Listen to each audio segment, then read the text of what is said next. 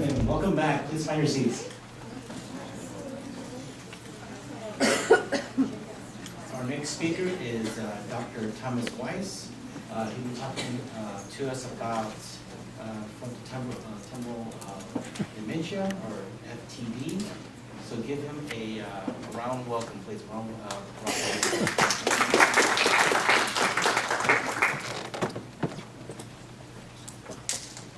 I don't think I've ever had a round welcome before. I appreciate it.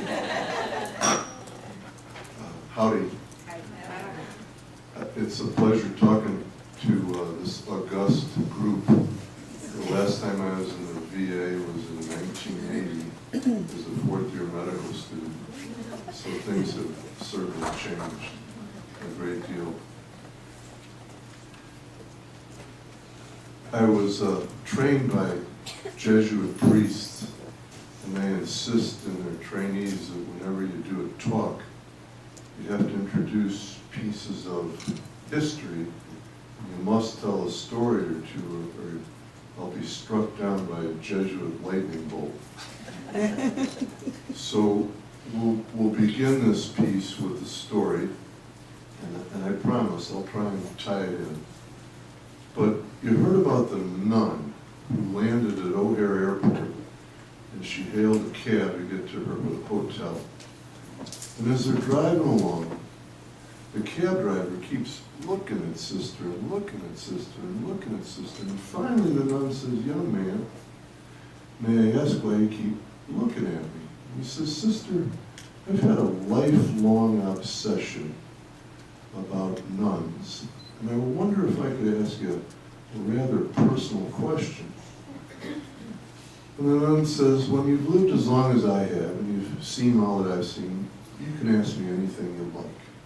And the cab driver says, "Is it possible? Is there any way that I could ever kiss a nun?"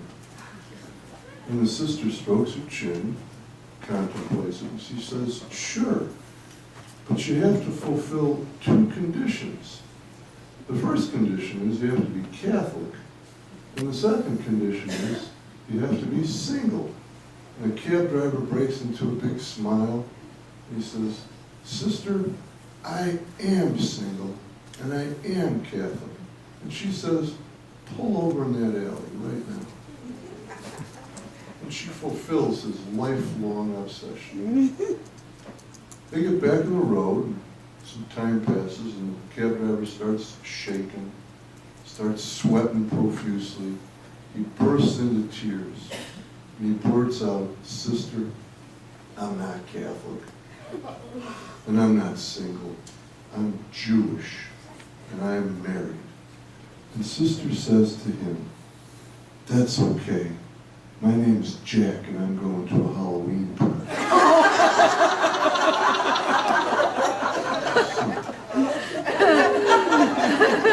Now, believe it or not, I'm going to tie that story into this talk.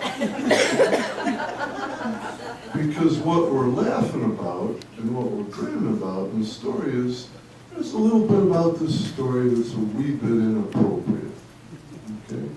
There's a little bit about this story where there's a compulsion. Okay? There's a little bit about this story that's kind of bizarre. Okay? So we're going to see if we can tie that into our topic this morning. So I must confess to you, I'm a geriatric-psychiatrist, although I'm only 62. And I'm a lucky guy. I have a half-time private practice, and I have a half-time research practice. And I've done a number of trials in Alzheimer's dementia, but I've got to confess to you, I didn't have a lot of knowledge about frontotemporal dementia. And I'll confess to you today, I don't think I have much knowledge. But I took on this topic, I guess about 6 months ago, at the request of the Alzheimer's Association. Basically, I just can't ever say no to them. And it was a learning experience, and I'll try and share what I learned with you, but I know I'm just scratching the tip of the iceberg. So let's launch, okay? I heard that the last lecture was kind of short, so this one's going to be endless. So first off, this is a very simplistic schema of our brain, that 4-pound organ that uses 25% of our energy supply at all points in time. This magnificent creation. It's just so incredibly complex. But here's a simplified schema. If you zero in on the 4 lobes, frontal, temporal, parietal, occipital, you can simplify them. You can be a reductionist. Frontal lobe for judgment, problem solving, parietal lobe for movements, temporal lobe for memory, occipital lobe for vision. So that's kind of neat, just simple, and I think will help us. But here's our ambitious outline for the next 40 minutes, okay? So remember that the Jesuits, they're very structured folks too. So here's our plan. I think there's about 12 pieces to it, but we'll zoom through it. So we'll start with the pre-test question. And this is a question in the grand style of medical school. That is to say, you can't just take a stab at it because of answers 4 and 5. So which one of the following is true? Frontotemporal dementia is the second most common dementia in those older than age 65. Notice my emphasis on some of these words. Second choice, FTD is best diagnosed with neuropsychological and neuropsychometric testing. Number 3, FTD patients have a shorter lifespan than patients with other dementia.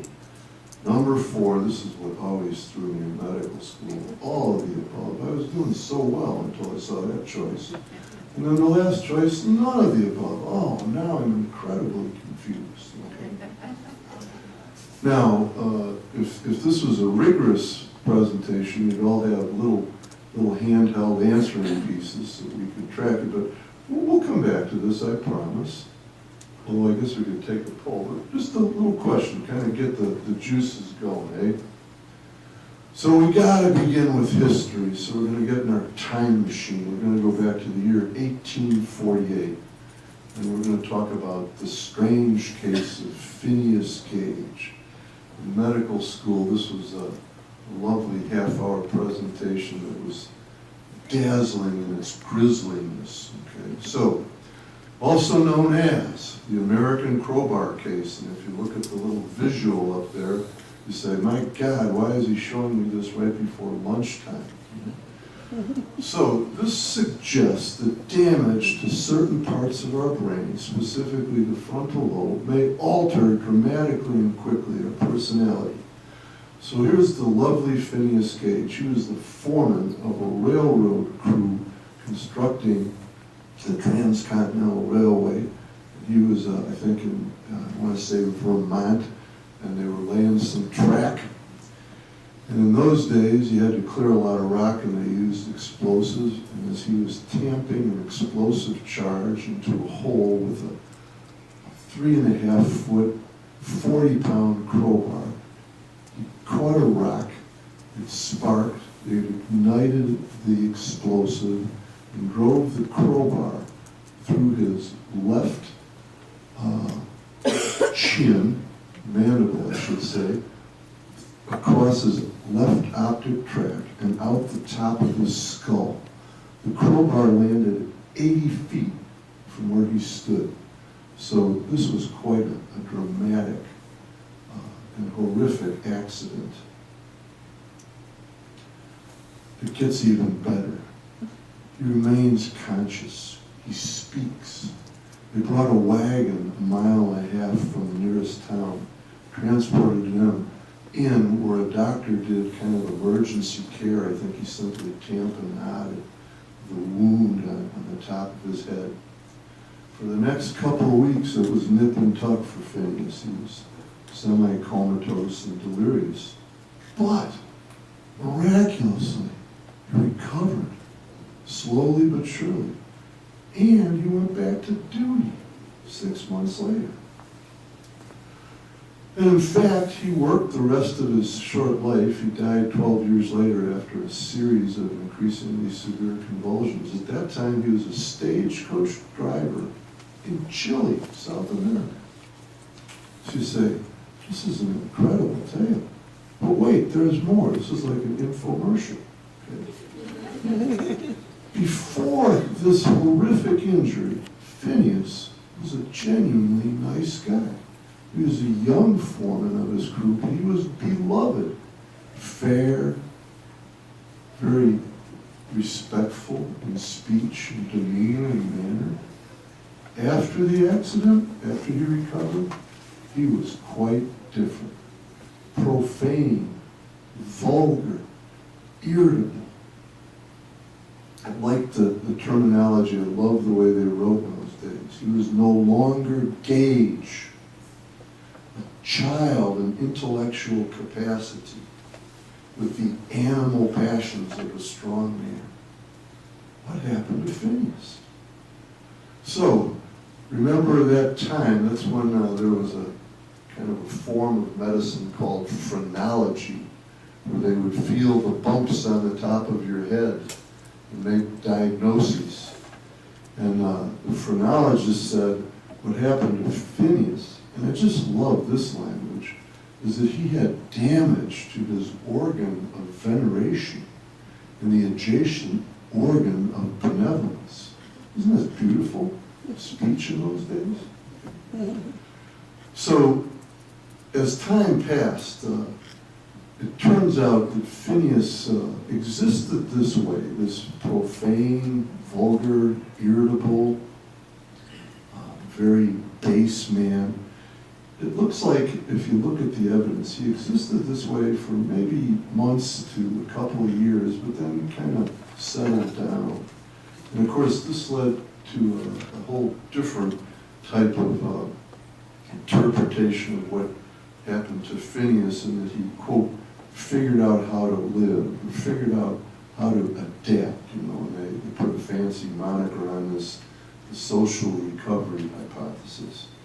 But what was crucial in that day was, number one, that somebody could survive an incredible insult like this. I mean, just remarkable. And that, it kind of led to the belief that, wow, maybe we can actually do some operations on the brain, on the organs of benevolence, organs of veneration, and they wouldn't be uniformly fatal. So this was kind of one of those watershed moments in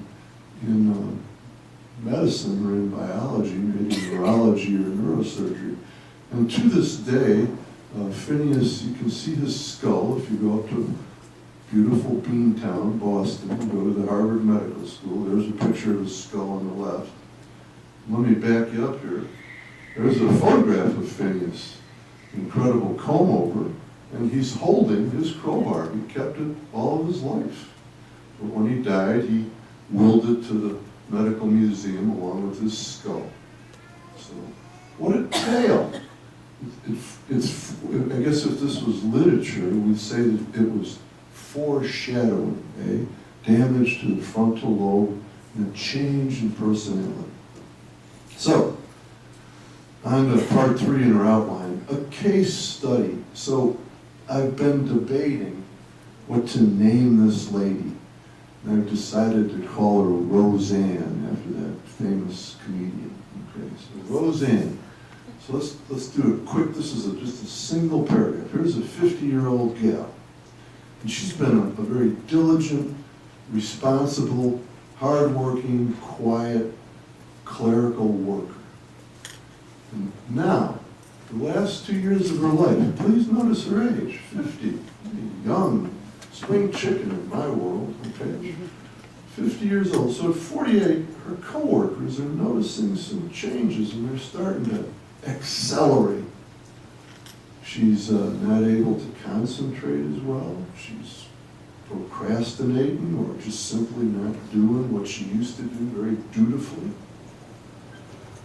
And something's different about her habits, particularly her eating habits. She's eating all the time, eating food that isn't hers. She's got a rapid weight gain. And she's lying. And she's very inappropriate in her language and her story. And right in front of people, she's lifting office stationery and picking up objects over and over and over again. Most of them aren't hers within sight and reach. Her hygiene has started to vanish. Okay? And she's not bathing. When she's tested with the good old MMSE, put out in 1975 by Marshall Folstein, she does pretty great, 29 out of 30. But her clock drawing's abysmal, and her neurological exam demonstrates some primitive reflexes. So, put on your Columbo raincoat. What do we got going on here? I mean, at first glance, maybe at second glance and third glance, this has got to be psychiatric behavior. Maybe it's a midlife crisis. Okay? So, the Jesuits always insist that you have to have a definition. So here's our definition, and up at the top we've got a bit of a CT scan there that kind of suggests some damage to the frontal lobes, fairly evident to an even casual observer. This is actually an old syndrome, just like Alzheimer's disease, beautifully elucidated by Alois Alzheimer in 1906, okay? This was even earlier, okay, by Arnold Pick in 1892. He described Pick bodies. So this is a global definition, FTD, okay, neurobehavioral symptoms associated with frontal and temporal lobe atrophy. Now there's actually 8 clinical variants. Several of the 8 have more motor manifestations. But for purposes of this conversation, we'll just talk about 3 variants. And we're actually going to zoom in on the first one, the behavioral frontal variant. And as the slide teaches us, the frontal variant, dramatic and prominent personality and behavior changes. Memory impairment is usually mild and late to the ball game, okay? And then there's a semantic variant. This is highlighted by really early on incredible difficulties in naming. And there's a third variant called progressive primary aphasia, PPA. Okay?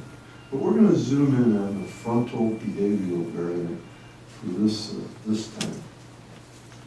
So what are the features? What are the highlights?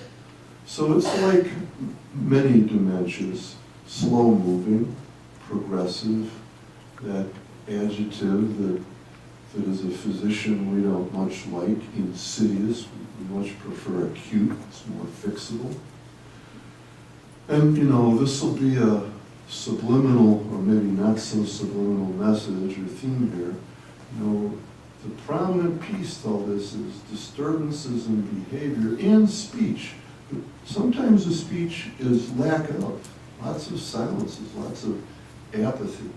But the memory loss is not prominent like we see in Alzheimer's dementia and even in vascular dementia.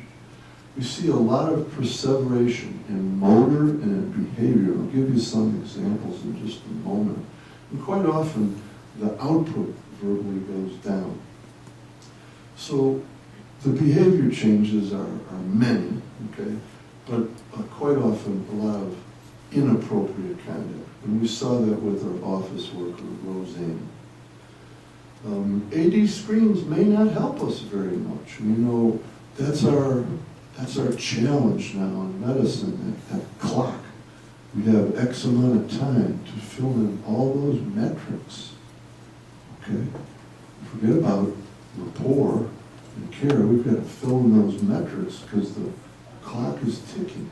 So our screens may not work as well as we'd like them to work.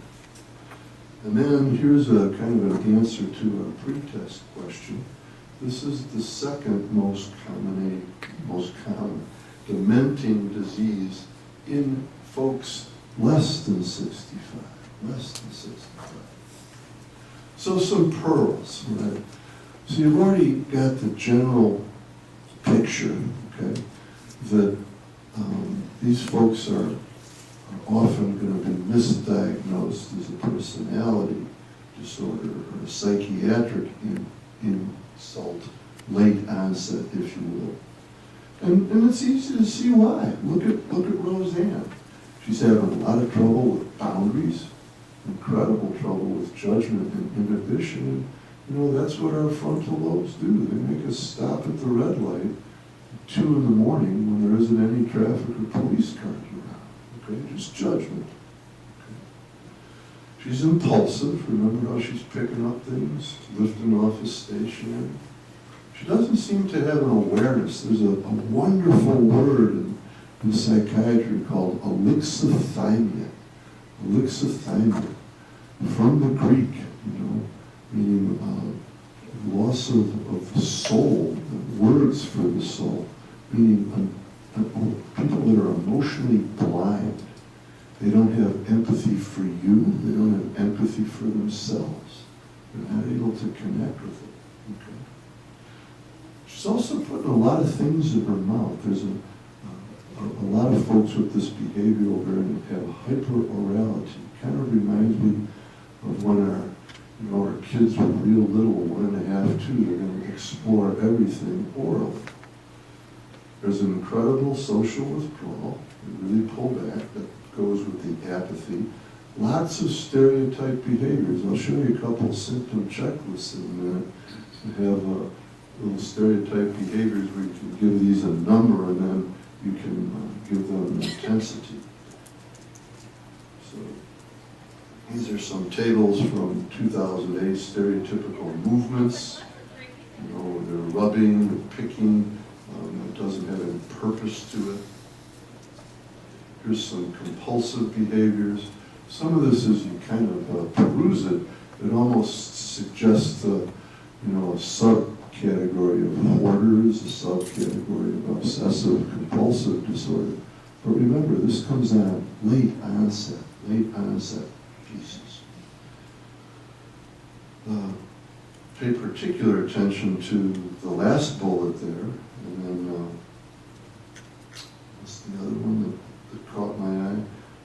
Repetitive dressing and undressing, recurrent flossing. My wife is a dentist. She probably endorsed that one, I think. So, some more pearls here, epidemiology-wise.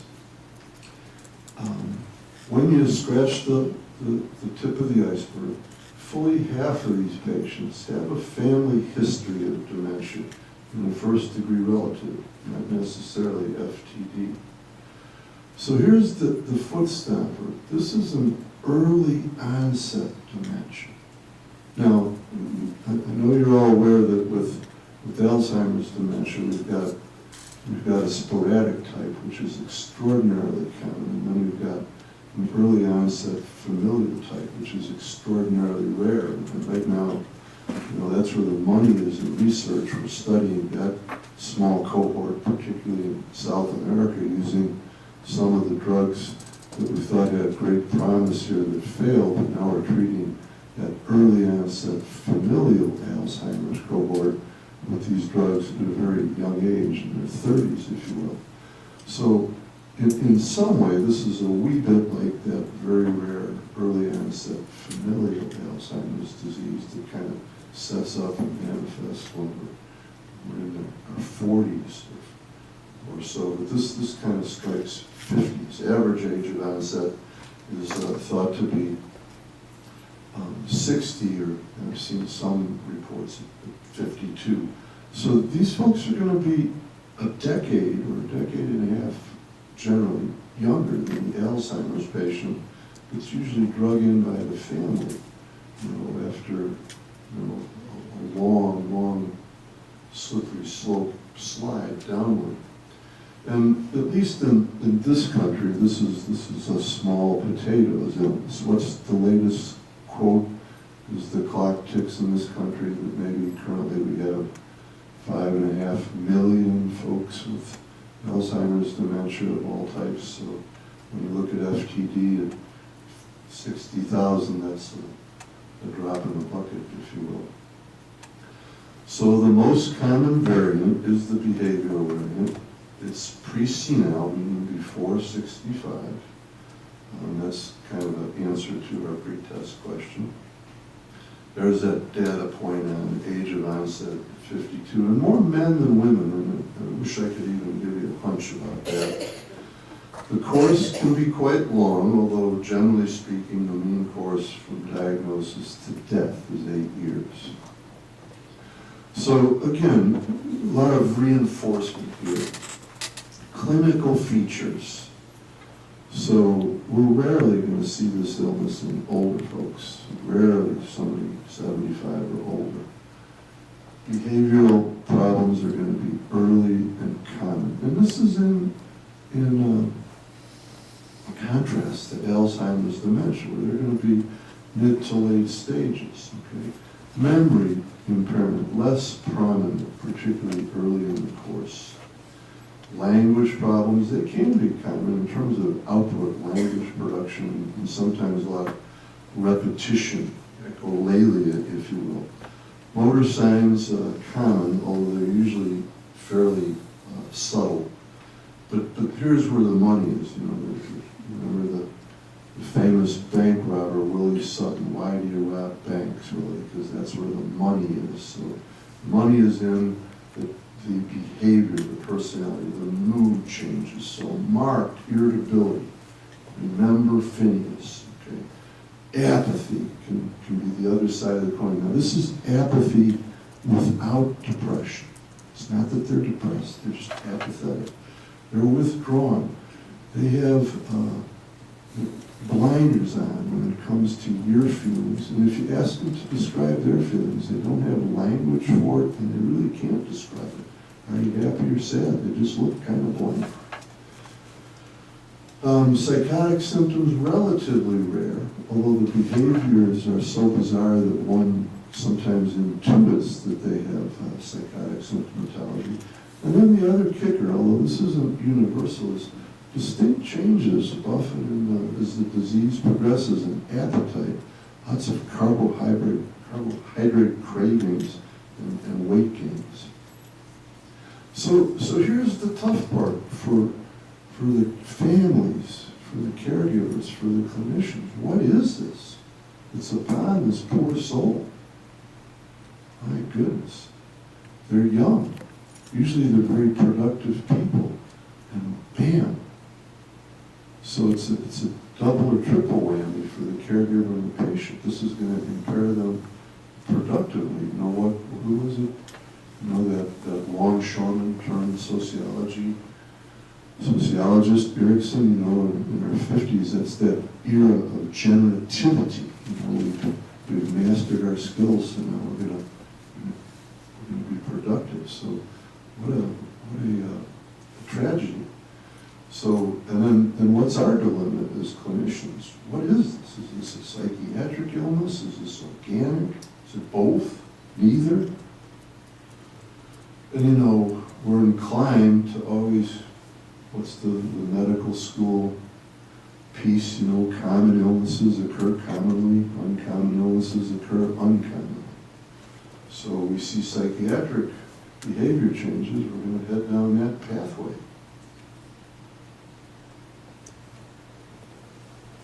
So we now can stage this disease just like we stage Alzheimer's dementia. This is one staging. There are others, you know, definitive, probable, possible. You know, it's based on exam features and ideally genetic confirmation, which of course is now, you know, one of our new tools, hallelujah. Probable, you know, we've got some wonderful imaging instruments that have changed the landscape and helped us in terms of diagnostic clarification. And then possible, you know, maybe to those VA satellites that are online now, that are in rural areas, we don't have access to the first line of tools that we're talking about here, so we've got to kind of rely on other features, the exam, the history, and we're just going to kind of start to think about the probability of this illness. Here's some lovely scans. I was about to delete this slide because I am the world's worst radiologist. That's why I always go right to the impression. But I'm told this is soothing colors. So diagnostic workup. Well, it's like all of the dementias. We begin with the history, and ideally the history is best determined with the patient and caregivers and family. Collateral history is just so enormously helpful. In my office, I'll ask folks, the patient's questions, and of course they deny or minimize any impairment. Right next to them is their spouse, shaking their head, rolling their eyes, yes or no to questions that the patient is declaring they're fine, they have no impairment whatsoever. So we want to get a thorough history. A physical exam, of course, with the neurologic emphasis, and a mental status exam, and I'll let you choose your tools. We've got all sorts of new instruments at our beck and call now with the MOCA and the slums. We want to make sure we leave no stone unturned. And I know here in the VA system, we're lucky. We can order in kind of a carte blanche fashion, kind of cover all edges of workup in terms of blood tests and toxicology. Imaging, I remember being a medical student when CTs had just been introduced, and we were so excited at this vast improvement, and now they're just kind of de rigueur, standard operating procedure. And as you know, we have the capability now to introduce dyes that allow us to quantify plaque burden. We've got a marvelous tool with the fluorodeoxyglucose PET studies that really give us incredible pictures. And before I went to medical school, I was a psychologist for a couple of years, so I'm always leaning hard on neuropsychological testing, particularly for diagnostic clarification. And now, more and more, in almost every research protocol, there are psych kits. Our CSF studies looking at tau and protein levels, and also looking at all sorts of genetic markers. So this is the perfect world workup, the ideal workup. Spare no expense. Here's a CAT scan that demonstrates really profound frontal atrophy. What about management? Here's where things get a little grim. Currently, we have no medicine approved by the FDA, the FDA, I don't know what the FTA would be, specifically for frontotemporal dementia. Of course, we have no medicines approved by the FDA for dementia-related psychosis, nor will we ever, because it's such a heterogeneous syndrome. However, we do have interventions.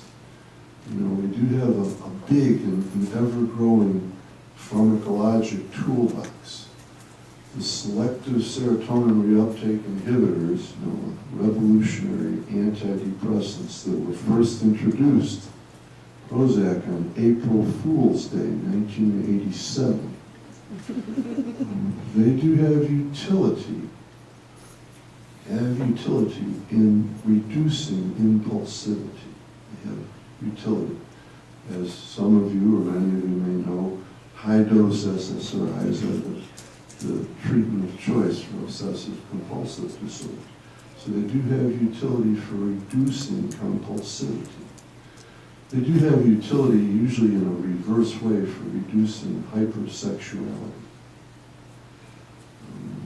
And some benefit. These again, none of them are approved. These are just empiric uses to reduce repetitive behaviors. course, then we move up to the heavier artillery, antipsychotics. We have three classes: the first generation, Melodol and Thorazine; the second generation, Aldol, Prolixin, Navane, Moban, Stelazine. Quite powerful tranquilizers that have great potential to cause Parkinsonism. And then we have our third generation. There's now 11 different choices here: Risperdal, Zyprexa, Geodon. I won't go on.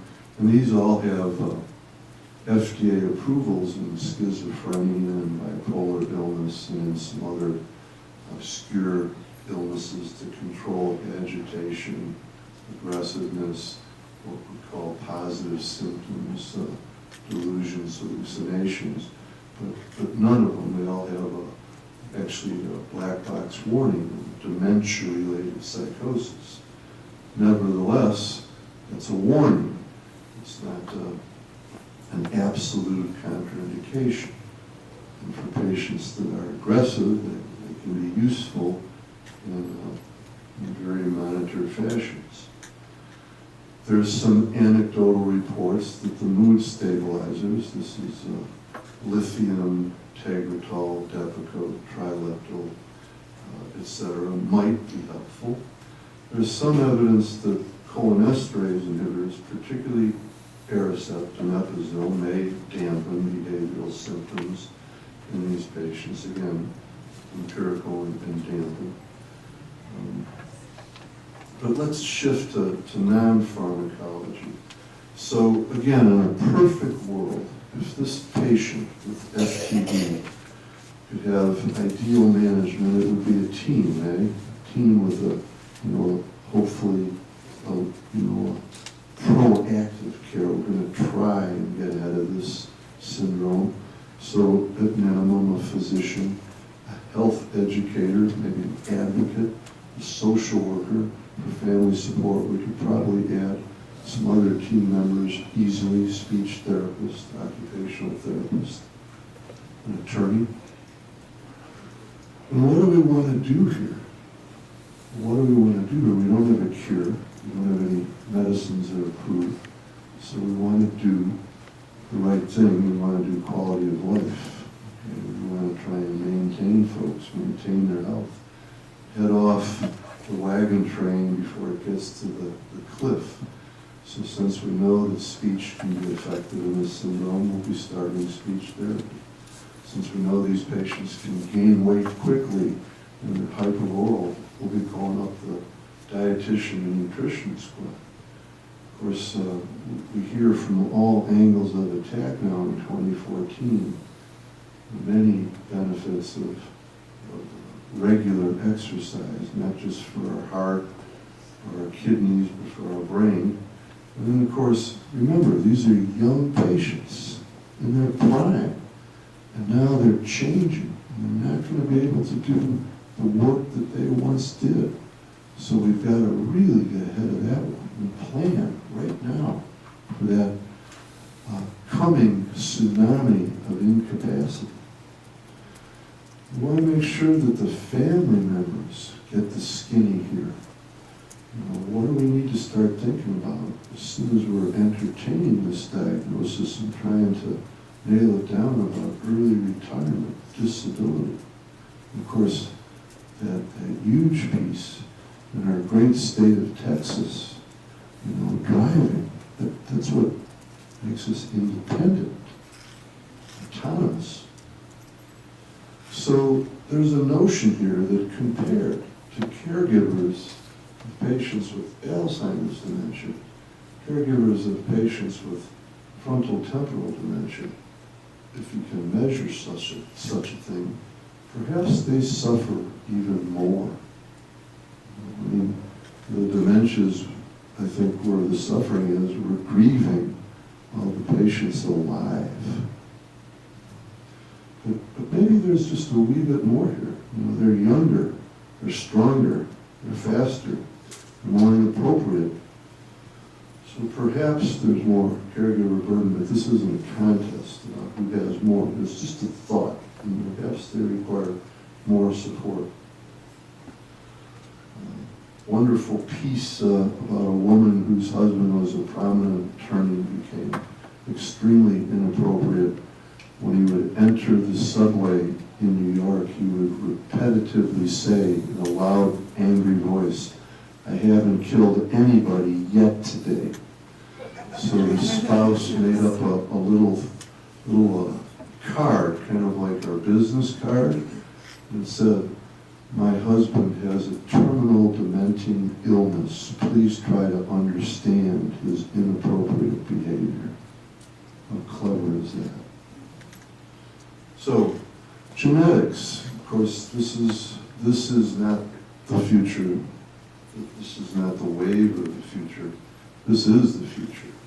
Can we identify who may be at risk early on from a buccal swab, or now, a few cc's of saliva? And there are some biomarkers that are identified. The pieces of the jigsaw puzzle are being assembled. Of course, I think once it's fully assembled, then the question is, what's the meaning of that? Because what if you have these markers? What's that mean to your insurer, to your employer, to your future? Okay. And then what about future treatment? Well, there's a trial where it looks like, a cytokine inhibitor is perhaps useful, but for right now, that's the extent of it. A little gloomy, eh? So post-test, which one of the following is true? Psychotic symptoms are common in FTD? Oh, you're firing up answers, lovely. Memory impairment and behavioral problems are common early in the course in FTD? I see that head shaking of no. Misdiagnosis of FTD is rare? Doesn't sound like it. There's that throw you way off, you think you might have one of those three, and this is all the above, or none of the above. So how about resources? I'll try and leave this slide on for a while, and then I'll come back to it. As it turns out, there is a center of excellence. My hunch is there's probably more than one. This is in good old Baltimore. Fantastic educational mecca for not just medicine, but for lots of things. The Johns Hopkins Medical School. And then it turns out there's a clinician there, British trained, a Nigerian, Dr. Onyeki. And they're just a magnificent referral center if you have a diagnostic dilemma. There's also a very well-funded, very well-organized, very proactive, not quite on the level of the Alzheimer's Association, but there's an association for FTD. It's a website. It's a phone number. An actual human will answer it and speak to you. You won't be routed to a never-ending menu. There's an alliance for caregivers. And if you look for another center of excellence, you can head west, University of Utah, who's got a program underway. And lastly, there's a memory study line. So while this may be a small potatoes disease and illness compared to Alzheimer's dementia, it's starting to get momentum, starting to get legs. And then the last piece is just a little quote. This is from Dr. Onyeki. And I just love it. It really kind of resonates for me. I'm not sure why. So I must read it. I never knew the main role of medicine is providing a cure. Now remember, this is a fellow who actually practiced in an extremely rural area of Africa after he was trained in a British medical school. I came to know medicine as a way of providing clarity, comfort, and guidance. And if you're lucky, a cure. If a cure is available, you only walk a short way before you and your patients shake hands, and I'd add the words and say farewell. With frontotemporal dementia, you walk a long distance, sometimes the whole way, with the family. So you know a lot about this guy from those 4 sentences. A lot about who he is and how he treats people.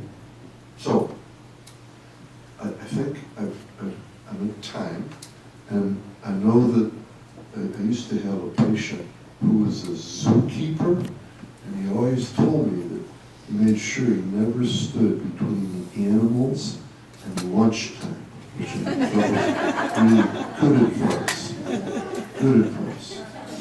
So I will conclude, but I promised you I'd keep the resource slide up, and I thank you for your lovely attention on a Monday, and thoughts, observations, arousing hurrah for the Spurs.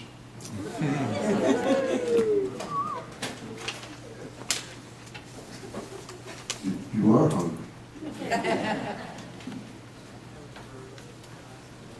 How do we get a hold of you? How do you get hold of me? Yes, because I've seen you do presentations before, so if I wanted to have you do a presentation somewhere, how do we get a hold of you? Well, I'm actually in the phone book, and my office is down the street, and I'll be happy to give you a card at the end. I gave her $50 to save. Cheers.